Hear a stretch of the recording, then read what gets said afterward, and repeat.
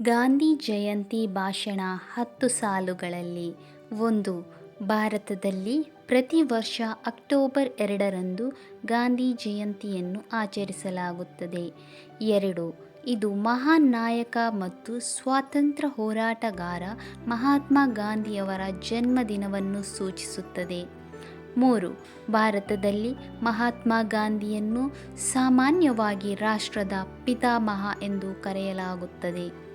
4.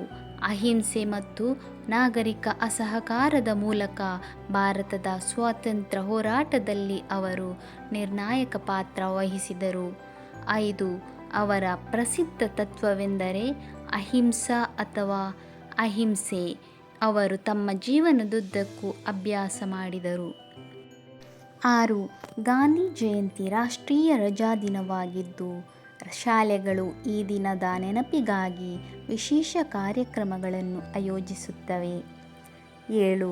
ಗಾಂಧೀಜಿಯವರ ಪರಂಪರೆಯನ್ನು ಗೌರವಿಸಲು ವಿದ್ಯಾರ್ಥಿಗಳು ಭಾಷಣಗಳು, ಚರ್ಚೆಗಳು ಮತ್ತು ಪ್ರಬಂಧಗಳಂತಹ ವಿವಿಧ ಚಟುವಟಿಕೆಗಳಲ್ಲಿ ಭಾಗವಹಿಸುತ್ತಾರೆ. 8.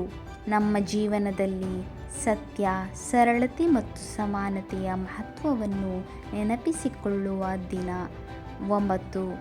ಗಾಂಧೀಜಿಯವರ ಬೋಧನೆಗಳು ಜಗತ್ತಿನಾದ್ಯಂತ ಜನರು ನ್ಯಾಯ ಮತ್ತು ಶಾಂತಿಗಾಗಿ ನಿಲ್ಲುವಂತೆ ಪ್ರೇರೇಪಿಸುತ್ತಲೇ ಇವೆ. 10.